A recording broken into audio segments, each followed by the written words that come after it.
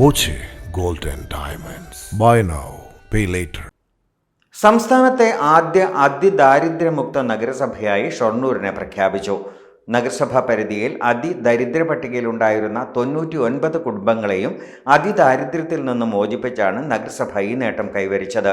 മന്ത്രി MP രാജേഷ് അതിദാരിദ്ര്യമുക്ത നഗരസഭാ പ്രഖ്യാപനം നിർവഹിച്ചു. ദീപം കൊളുത്തി ഉദ്ഘാടന കർമ്മം നിർവഹിക്കുന്നു. ശ്രീ MLA അവർക്ക് ദീപം കൊളുത്തുന്നു. സദസ്സിൽ നഗരസഭയുടെ ചെയർമാൻ ദീപം കൊളുത്തുന്നു.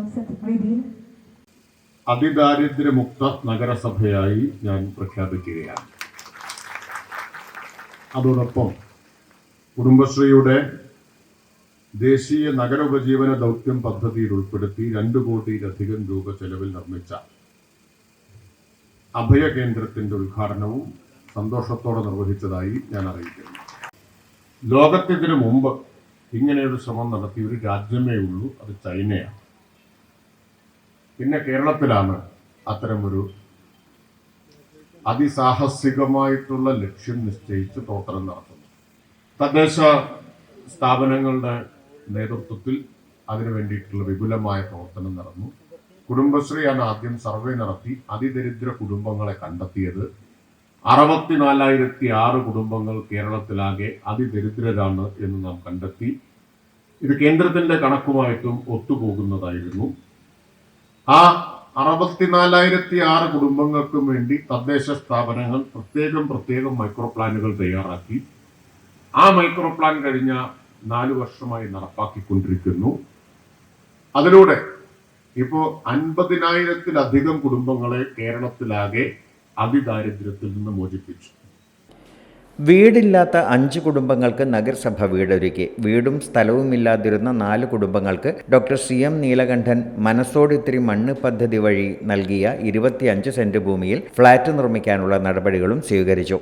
ഈ 4 കുടുംബങ്ങളെ നഗരസഭ വാടക നൽകി വീടെടുത്ത് താമസിപ്പിച്ചിരിക്കുകയാണ് ഇപ്പോൾ. ഫ്ളാറ്റ് നിർമ്മാണം പൂർത്തിയാകുന്ന മുറയ്ക്ക് അവരെ ഫ്ളാറ്റിലേക്ക് മാറ്റും.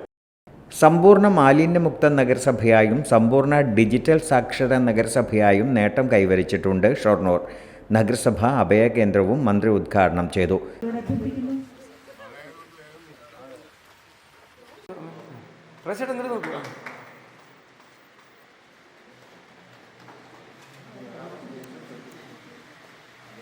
P. മമ്മിക്കുട്ടി MLA അധ്യക്ഷനായി. നഗരസഭാ അധ്യക്ഷൻ MK ജയപ്രകാശ്, സ്ഥിരം സമിതി അധ്യക്ഷരായ Fathimath Farsana, K. Krishnakumar, P. Jisha, KM Lakshmanan, secretary PS Rajesh, assistant engineer PS Sandeep, CDS chairperson VC Sindhu തുടങ്ങിയവർ പങ്കെടുത്തു.